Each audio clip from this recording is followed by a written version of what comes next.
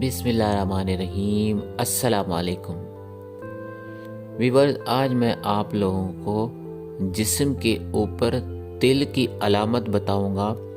अगर किसी लड़की हो या मर्द हो, दोनों के जिस्म पर यानी एक तिल हो या 5 तिल हो या 10 तिल हो, इनका क्या मतलब होता है, आज मैं आप लोगों को इस वीडियो में तफसील से बताऊंगा।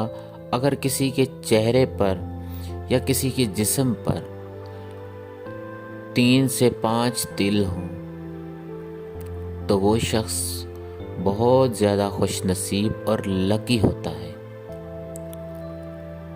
और जिसके जिस्म पे या चेहरे पे 5 से 8 तिल हों तो वो शख्स भी बड़ा खुशनसीब और बहुत लकी होता है।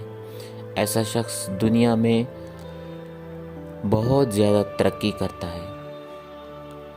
और अगर किसी के जिस्म या चेहरे पर या बॉडी पर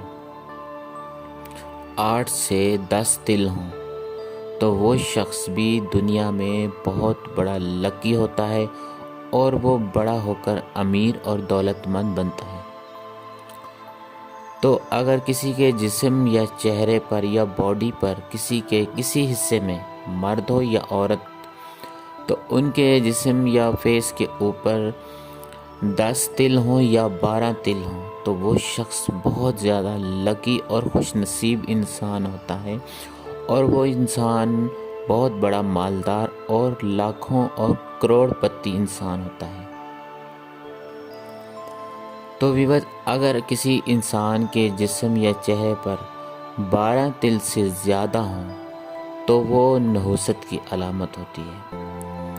और अगर आपको ये भी बता दूं, अगर किसी के जिस्म या फेस के ऊपर अगर स्याह रंग का तिल हो तो वो तिल थोड़ा सा नहुसत में आता है, और जो तिल लाल रंग का होता है या भीगे रंग का होता है वो तिल लकी होता है, और ऐसा इंसान बहुत ज़्यादा खुशनसीब होता है। हाँ, अगर किसी के जिस्म पर स्याह तिल हो, बिल्कुल ब्लैक हो, बिल्कुल काले रंग का हो, फिर उसका एक और जुड़वा तिल होता है। अगर उसका एक और तिल उसी का, अगर एक फॉर एग्जांपल अगर किसी के चेहरे पर बिल्कुल काला तिल है तो उसका एक जुड़वा तिल किसी जिस्म के पेट पर या बाजू पर या कमर पर वो ज़रूर होगा, तो वो ऐसा इंसान लकी होता है और खुशनसीब होता है। अगर वो अकेला है तो फिर उसे मनहूस समझा जाता है। तो बस आज बताने का इतना ही मतलब था। उम्मीद है कि आपको समझ आ गई होगी। मेरे प्यारे व्यूअर्स, अगर आप लोगों को मेरी ये वीडियो अच्छी लगी हो तो इसे ज़्यादा से ज़्यादा लाइक और अपनों तक ज़रूर शेयर कीजिएगा।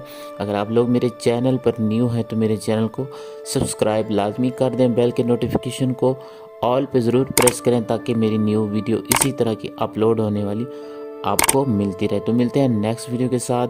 दुआ में याद रखिएगा। अल्लाह।